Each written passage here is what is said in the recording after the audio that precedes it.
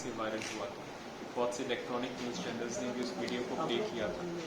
धनरुआ थाना अंतर्गत ग्राम बीर गोहियारा में एक जय पब्लिक स्कूल है, निजी स्कूल है, जहाँ पर एक शिक्षक का कथित रूप से, जो शिक्षक अपने आप को कहता है, उसका एक छोटे बच्चे को जिसकी उम्र 6 साल, उसको बहुत ही बेरहमी से मारने का वीडियो वायरल हुआ था। जब ये सोशल मीडिया जो वीडियो वायरल हुआ था हम लोगों को प्राप्त हुआ तो थाना ने इसका स्वयं संज्ञान लिया। तुरंत उस बच्चे को ट्रेस करवाया गया। ये 6 साल का बच्चा है और फिर उसके माता पिता से संपर्क किया गया। फिर माता पिता से कंप्लेंट किया गया तो पता चला कि वो जय पब्लिक स्कूल में पढ़ता है और एक प्राइवेट शिक्षक है उसके स्कूल का जिसका नाम है अमरकांत कुमार, जो कि मूल रूप से ग्राम बड़ई, थाना घोसी, जहानाबाद का रहने वाला है। तो उसी ने इसके साथ मारपिटाई किया है। उसके बाद जब कारण पूछा गया तो बच्चे से भी पूछा गया, माँ बाप से भी पूछा गया, तो कारण ये पता चला कि उसी स्कूल की एक छात्रा के साथ वो जो शिक्षक है बातचीत कर रहा था, गलत टाइप का बातचीत कर रहा था, उस लड़के ने देख लिया था। उसी से शुद्ध होकर इतनी बुरी तरह से उसकी पिटाई की गई, क्योंकि बच्चे का मामला था और ये काफ़ी हाईलाइट भी हुआ था।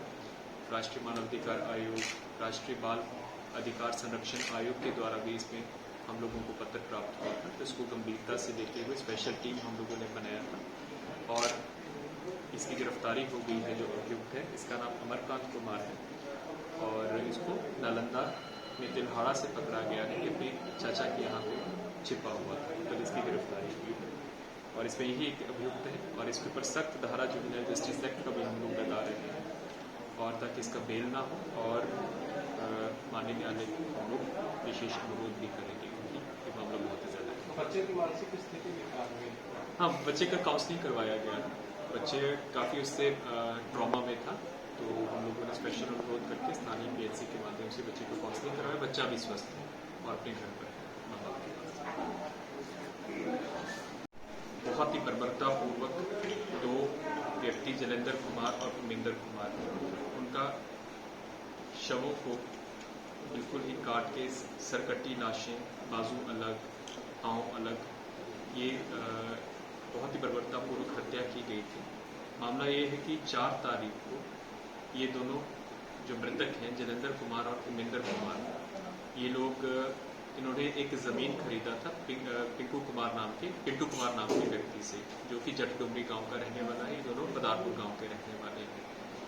तो उसके लिए वो ऑलरेडी पेमेंट कर चुके थे। जो आखिरी किश्त थी 1.5 लाख रुपया की, उसका पेमेंट करना था। तो ये तकरीबन 4 तारीख को 3 बजे दोनों अपने घर से निकले थे, पिंटू कुमार के घर गए थे बाकी 1.5 लाख रुपया की पेमेंट करने के लिए और उसके बाद उसको एग्रीमेंट करना था और जो ज़मीन है तकरीबन 8 कट्ठा ज़मीन है, इसके नाम से हस्तांतरण करवाने का प्रक्रिया करना था। लेकिन जो मेन अभियुक्त है पिंटू कुमार, उसकी माँ इसके विरुद्ध थी। उसके पिताजी ने पहले भी बहुत ज़मीन बेची थी, गांजा वगैरह पीते थे, तो यही ज़मीन बची थी, तो माँ उसके विरुद्ध थी। फिर सभी घर वालों ने अपने पूछताछ किया तो घर वालों ने बताया इन लोगों ने एक षड्यंत्र रचा कि जैसे ही वो लोग आएंगे हम उनसे पैसा भी ले लेंगे और साथ ही साथ मार के उनका लाश को हम लोग डिस्पोज ऑफ कर देंगे, तो उससे पैसा भी मिल जाएगा और ज़मीन भी हम लोगों को नहीं देनी पड़ेगी, हम लोगों का फ़ायदा हो जाएगा। जो उसका बेटा भी है वो भी नशेड़ी है। तो इसी में इन लोगों ने 3 बजे उसको बुलाया। ये पहले एक दूसरे से परिचित भी थे और तकरीबन 4 बजे पिंटू कुमार ने अपने साथी मुन्ना कुमार और धीरज कुमार को बुलाया। उसके बाद दोनों को गोली से मारा और गोली से मार के तुरंत शव को गौशाला में रख दिया। इसके बाद शाम तक जब ये लोग घर नहीं आए तो घर वालों को शक हुआ, तो तकरीबन 11:15 बजे रात को जो मृतक हैं उनके घर वाले कुनकुन थाना पहुंचे। तुरंत वहाँ पे अपहरण का केस किया गया क्योंकि तब तक ये पुष्टि नहीं थी कि इनको मार दिया गया है। इन लोगों का जो ओरिजिनल प्लान था और रातों रात की पहले गोली से मारा, शव को छुपा दिया गौशाला में। उसके बाद इनका था कि पुनपुन नदी में या फिर किसी सुदूर क्षेत्र में हम गाड़ी में रख के उनको बोरी में शवों को डिस्पोज कर देंगे, उनकी शिनाख्त नहीं होगी, पहचान नहीं होगी और हमारे ऊपर कोई शक नहीं होगा। लेकिन क्योंकि रात को ही पुलिस एक बार घर पहुंच के पूछताछ करने पहुंची तो रात को प्लान को एग्जीक्यूट नहीं कर पाए।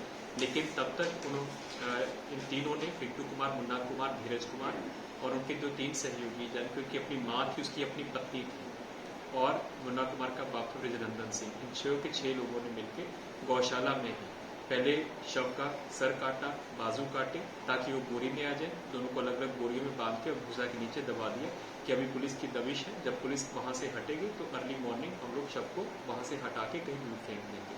लेकिन इसी बीच में धीरज कुमार के ऊपर शक था, धीरज कुमार को पकड़ा गया। जब उससे पूछताछ हुई तो वो टूट गया, वो शवों तक लेकर गया, दोनों शवों को बरामद कर लिया गया और इस पूरे प्रकरण में 4 लोगों की गिरफ्तारी हुई है, जिसमें गोली मारने वाला और काटने वाले में धीरज कुमार और जो मेन अभियुक्त है पिंटू कुमार की मां, उसकी पत्नी और जो दूसरा अभियुक्त है मुन्ना कुमार, उसके पिता की गिरफ्तारी हो चुकी है। 2 अभियुक्त मुन्ना कुमार और पिंटू कुमार अभी भागे हुए हैं, जिनकी गिरफ्तारी हेतु सघन छापेमारी चल रही है। सर बरामद हुआ है? सर बरामद हो गया, दोनों का सर बाजू सब बरामद हो गए हैं और उनके परिजनों को हैंड ओवर कर दिया। पिता गिरफ्तार हुए थे। पिंटू के पिता नहीं, पिंटू के पिता सुसाइड कर चुके हैं 3 महीने 4 महीने पहले सुसाइड आत्महत्या की। अभिनंदन सिंह कौन है? मुन्ना के पिता। इसमें 3 लोग थे जिन्होंने गोली मारी है, एक धीरज कुमार, जमीन बेचा था पिंटू कुमार। हमको जानकारी है। हाँ। एक औरत का उसी ही के घर में शव मिला था, जिसके सर पे गोली लगी हुई थी और काफी जख्म भी थे सर पे।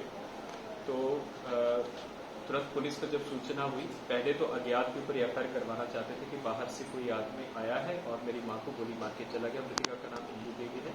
लेकिन तुरंत शक हुआ जब घर वालों का हम लोगों ने देखा कि कोई बहुत ज्यादा शिकर नहीं है, वो नहीं है, तो तुरंत जब घर वालों से पूछताछ किया गया तो उसका जो अपना बेटा है मृतिका का, जिसका नाम ओम प्रकाश है, वो टूट गया। तो उसने बताया कि जो उसकी माँ है वो गलत क्षेत्र की औरत थी, अपने ही गांव के एक व्यक्ति के साथ वो पहले भी भाग चुकी है और उसके साथ 6 महीने रह भी चुकी थी, जिसके कारण पूरा समाज में इनकी बदनामी हो रही थी। और क्योंकि ये समझाते थे वो नहीं मानती थी, तो लगभग 3 महीना पहले से ही उसको बहुत समझाने का इसने भी प्रयास किया कि तुम्हारी वजह से बदनामी हो रही, लेकिन वो अपनी आदतों से बनी हुई थी, नहीं हट रही थी। तो इसने अपने ही चाचा जो है पिंटू कुमार, उसे संपर्क किया, उसके पास कट्टा था, उससे इसने कट्टा लिया है 1 दिन पहले और कल सोई हुई अवस्था में ही, ये छत पे सोए हुए थे, मां नीचे सोई हुई थी, आके मार दिया और उसके बाद फिर कट्टा को इसने फेंक दिया।